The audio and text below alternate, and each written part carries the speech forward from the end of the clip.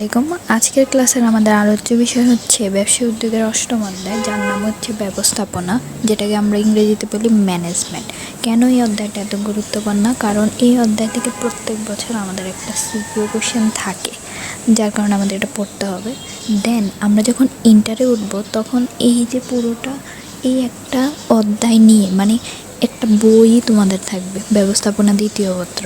তো তোমাদের একটা বই থাকবে, তখন তোমাদের তো পড়তে হবে। তো এখন থেকে যদি তুমি ভালোভাবে টপিকগুলো আয়ত্ত করে রাখতে পারো তোমার জন্য ভালো।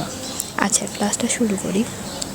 ব্যবস্থাপনা বা ম্যানেজমেন্ট জিনিসটা কি? দেখো, তুমি অনেক সময় শুনবা তোমার বড় ভাই বোন যারা অনার্সে পড়ে তারা কী করে, অনেকে ব্যবস্থাপনা বা ম্যানেজমেন্ট ডিপার্টমেন্টে পড়ে।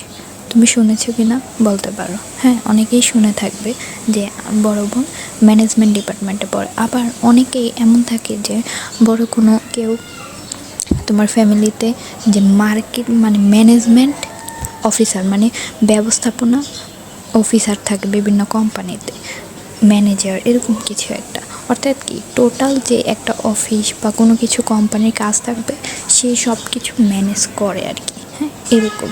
এখন ব্যবস্থাপনা জিনিসটাকে তুমি বইয়ের ভাষায় কীভাবে উত্তর দিবে? বইয়ের ভাষায় ব্যবস্থাপনা হলো অন্যকে দিয়ে কাজ করিয়ে নেওয়ার ক্ষমতা বা কৌশল।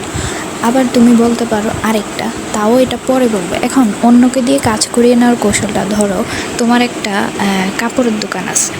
তুমি এই কাপড়ের দোকানের মালিক, মনে করো একটা বড় একটা মার্কেটে তোমার একটা দোকান আছে। এখন সেই দোকানে তোমার কি থাকবে?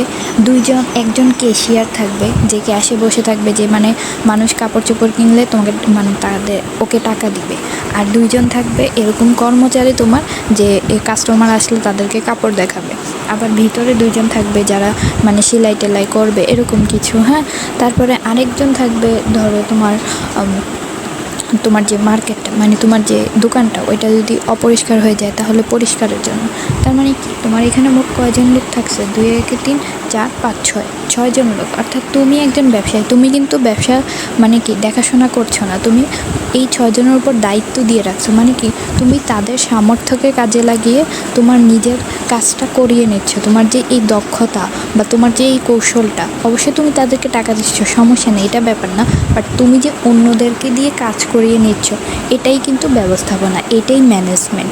আবার অনেক সময় আমরা বিয়েতে দেখি না, ইভেন্ট ম্যানেজমেন্ট থাকে, কি একটা লোক থাকে, এই সব ফটোগ্রাফার, ডেকোরেশন, এই সব কিছুর দায়িত্ব ওই একটা লোকই করে আর কি। সব ম্যানেজমেন্ট হচ্ছে অন্যকে দিয়ে নিজের কাজটা করিয়ে নেওয়া, বা কোনো প্ল্যান মাফিক সুন্দর করে কাজগুলো গুছিয়ে করা, এরকম। এবার দেখো, আমরা মেইন পড়ায় আসি। ব্যবস্থাপনার যে বৈশিষ্ট্য, এই বৈশিষ্ট্য মোট 4টা। কি? কাজের ধারাবাহিক প্রক্রিয়া। একটা কাজের ধারাবাহিক প্রক্রিয়া থাকবে এবং পূর্ব নির্ধারিত লক্ষ্যের জন্য। যেমন আমার ব্যবস্থাপনা কেন করব, আমার একটা গোয়াল থাকতে হবে, একটা লক্ষ্য থাকতে হবে, তাহলেই কিন্তু আমি ব্যবস্থাপনাটা করব, না হয় করব না। যেমন আমার কি কাপড়ের ব্যবসা আছে, তাহলে কাপড়ের ব্যবসা থেকে যাতে আমি লাভবান হই, সেই জন্যই কিন্তু আমাকে কি করতে হবে? প্ল্যান মাফিক কাজ করতে হবে, একটি দলগত প্রক্রিয়া। যেমন আমার 6জন লোক আমার আন্ডারে কাজ করে, তার কি এটা আমার একটা দলগত প্রক্রিয়া, এটি একটি চলমান প্রক্রিয়া। ওকে। এবার ব্যবস্থাপনার কার্যাবলী হচ্ছে 7টি কার্যাবলী, একদম মুখস্থ টোটস্থ থাকতে হবে এবং এর প্রত্যেকটা ব্যাখ্যাও তোমাকে খুব সহজভাবে শিখে নিতে হবে। সো প্রথমে আসো পরিকল্পনা প্রণয়ন। অর্থাৎ তুমি একটা ব্যবসা শুরু করতে গেলে তোমাকে কি করতে হবে? আগে পরিকল্পনা করতে হবে, তারপর সংগঠিত করা। যেমন আমি আমার ব্যবসার জন্য করলাম, ধরো আমার যে কাপড়ের দোকানটা আছে, তার কি সংগঠিতকরণ, কি 6জন সদস্যকে আমি রাখছি আমার কর্মচারী হিসেবে। এটা কি সংগঠিতকরণ, একটা সংগঠন আমি তৈরি করলাম, কর্মী সংস্থান। যেমন তারা 6জন হচ্ছে আমার কর্মী, এবং নির্দেশনা, আমি তাদেরকে নির্দেশনা দিতে হবে তারা কিভাবে কাজ করবে। তারপর প্রেষণা হচ্ছে আমাকে তাদের কাজের প্রতি উৎসাহিত বা মোটিভেশন আনতে হবে, কাজের প্রতি আগ্রহ বাড়াতে হবে। তারপর হচ্ছে সমন্বয় সাধন হচ্ছে আমি হচ্ছে মালিক আর তারা হচ্ছে কর্মচারী, ওদের মধ্যে এবং আমার মধ্যে কি হতে হবে? একটা ভালো বন্ডিং থাকতে হবে। সমন্বয় সাধন হচ্ছে আমাদের যোগাযোগ, এসব কিছু ভালো হতে হবে। তারপর নিয়ন্ত্রণ, আমার নিয়ন্ত্রণ করার দক্ষতা থাকতে হবে।